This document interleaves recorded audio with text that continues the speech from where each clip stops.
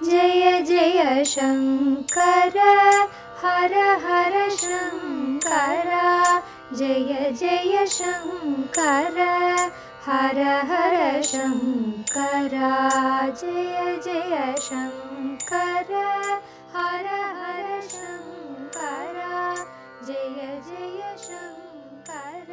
ஸ்ரீ சங்கர சரிதம் தெய்வத்தின் குரல் 5ஆம் பாகம். சரிதம் கேட்ட பலன். ஒரு புண்ணிய சரித்திரம் கேட்டால் இன்னின்ன பலன் என்று முடிவில் பல ஸ்ருதி சொல்வார்கள். ஆச்சாரிய சரித்திரம் கேட்டதன் பலன் நமக்கே நன்றாக தெரியும். எப்பவும் ஏதாவது அழுக்கு பட்டு கொள்கிற மனஸ் அவர் சரித்திர ஸ்ரவணத்தில் நிர்மலமாக இருந்தது. அவருடைய சாந்தம், பிரேமை எல்லாம் நம் மனசிலேயும் கொஞ்சம் டாலடித்து கொண்டே இருந்தது. சரித்திர பலன் என்பது சரித்திரம் நமக்கு அளித்த பலன் மட்டுமில்லை, அதை கேட்டதற்கு பலனாக நாம் என்ன பண்ண போகிறோம் என்பதும் தான். ஆச்சாரியாளுக்கு நாம் பண்ணக்கூடிய பிரதிபலன் எதுவுமே இல்லை. அவருக்கு எதுவும் வேண்டவும் வேண்டாம். அவர் எதை பெரிய பிரதிபலனாக நினைப்பார் என்றால், சரித்திரம் கேட்கிற வரையில் நாம் நிர்மலமாக, சாந்தமாக, பிரேமையாக இருந்ததை எக்காலமும் அப்படியே இருக்கும் விதமாக ஸ்திரப்படுத்திக் கொள்வதைத்தான். அப்படியாவதற்கு சாஸ்திரோக்தமான காரியம் எல்லாம் பண்ண வேண்டும். ஈஸ்வர பக்தி பண்ண வேண்டும். இதனால் மனஸ் நன்றாக சுத்தியாகி ஒன்றிலேயே நிற்க ஆரம்பித்த பின் ஞான விசாரத்திற்கு போகலாம். இப்போது கர்மா பக்திகளை விடக்கூடாது. ஆனாலும் அத்வைத்தத்திற்குத்தானே அவர் முக்கியமாக வந்தார். அதை பற்றி பாவனையாகவாவது ஒரு நினைப்பு தினமும் 5 நிமிஷமாவது இல்லை 2 நிமிஷமாவது இருக்க வேண்டும். நான் அழுக்கே இல்லை, அழுகையும் பயமும் கோபமும் ஆசையும் போட்டு அழுக்கு பண்ணுகிற வஸ்து இல்லை, பரம நிர்மலமாக பிரசாந்தமாக இருக்கிற, எதுவும் படாத, அழுக்கு கரையே இல்லாத ஆகாசம் மாதிரி நான். என்னவோ இப்படி ஓயாமல் உழப்பறிந்து கொண்டிருந்தாலும் சும்மா இருக்கிற பரம சுகமே நான் என்று 2 நிமிஷம் நினைத்து கொண்டால் ஆச்சாரியால் ரொம்ப பிரீதியாகி விடுவார். இந்த பாவனை முற்றி அனுபவமாவதற்கு அனுகிரகிப்பார்.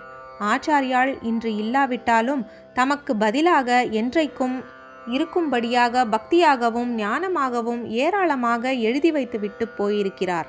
அவற்றில் கொஞ்சமாவது தினமும் அவசியம் பாராயணம் பண்ணணும்.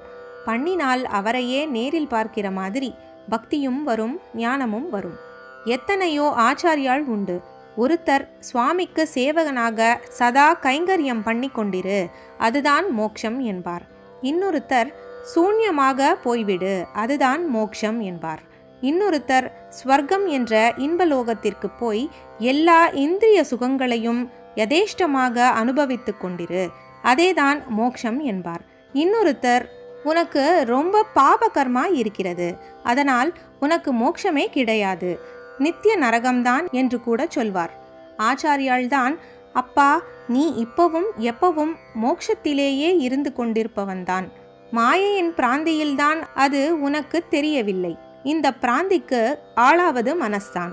ஞானத்தினால் அதை அழித்து போட்டு விட்டாயானால் அப்போதே மோட்சானுபவம்தான். மோட்சத்திலே வேறே ஒரு சுவாமியிடம் நீ போகவில்லை, நீயேதான் சுவாமி, நீயேதான் பரமாத்மா என்றவர். பாபிகளுக்கு நித்திய நரகம் என்று அவர் சொல்லாதது மட்டுமில்லை, அவர்களுக்கும் உய்வு உண்டு என்று சொல்வதோடும் நிறுத்தி கொள்ளவில்லை. இதற்கெல்லாம் மேலே பாபி பாபி என்கிறவனும் பரமாத்மாவேதான் என்பதாக பதிதோத்தாரணத்தின் உச்சிக்கு போனவர் நம் ஆச்சாரியாள். தம்முடைய அத்வைத்தத்தால் பதிதனையும் பரபிரம்மமாக்கிய ஆச்சாரியாளைப் போல பதித பாவனர் யாருமில்லை. கன்னட பாஷையில் மங்களம் குருசங்கரா என்று பாட்டு இருக்கிறது. அதில் பாதகனெனோ பரமாத்மனும் ஆடித்தே, அதாவது பாதகனையும் பரமாத்மாவாக ஆக்கியவர் என்று வருகிறது. அப்படிப்பட்ட ஆச்சாரியாளுக்கு லோக மங்களகாரகரான சங்கரருக்கு நாம் எல்லாரும் மங்களம் ஜெயமங்களம் சொல்லுவோம், ஜெய ஜெய சங்கர என்று மங்கள கோஷம் போடுவோம். அவருடைய சுபநாமத்திற்கே ஜெயசப்தம் விசேஷமாக உரித்தானது. ஏன் அப்படி சொல்கிறேன் என்றால், நம்முடைய தமிழ் தேசத்தின் மகா பெரியவர் ஒருவர் நாவுக்கரசர் என்று ஈஸ்வரனே பட்டம் கொடுத்த அப்பர் சுவாமிகள் சொல்லியிருப்பதன் பிரமாணத்தில்தான் அவர் திருவாரூர் திருத்தாண்டகம் ஒன்றில் என்ன சொல்கிறார் என்றால், ஏ நெஞ்சமே இப்படி வா, என்கிட்டே நீ கொஞ்சம் கூட நிலை கொள்ளாமல் அலைந்தபடி இருக்கியே. நீ நிலையான ஸ்தானத்தை பெற ஆசைப்பட்டால் என்ன பண்ணணும் என்று சொல்கிறேன், கேட்டுக்கொள். தினமும் விடிவதற்கு முந்தி சுவாமி கோவிலுக்கு போ. சந்நிதியை பெருகி மெழுகு. சுவாமிக்கு புஷ்பஹாரம் சமர்ப்பணம் பண்ணு. வாக் புஷ்பத்தாலும் ஸ்தோத்திர அலங்காரம் பண்ணு. வாயார பாடு, தலையார கும்பிடு, கூத்தாடு. சங்கரா ஜெய போற்றி போற்றி என்றும், கங்கா ஜடாதரா என்றும், ஆதிப்பொருளே ஆரூரனே என்றும் அலறி கோஷம் போடு என்கிறார்.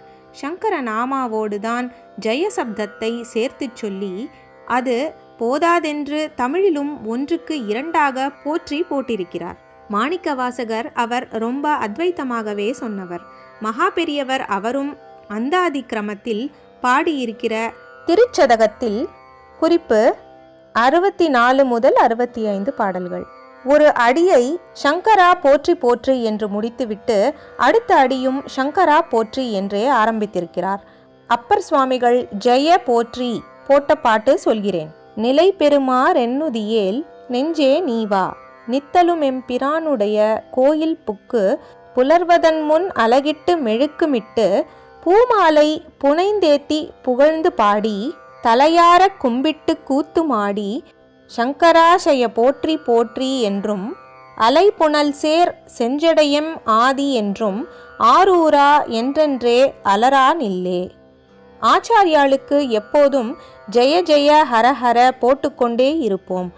ஜெய சப்தம் நமக்கு ஆத்ம ஜெயத்தை கொண்டு வந்து கொடுக்கும். ஹர சப்தம் தப்பை தீமையை எல்லாம் போக்கிவிடும்.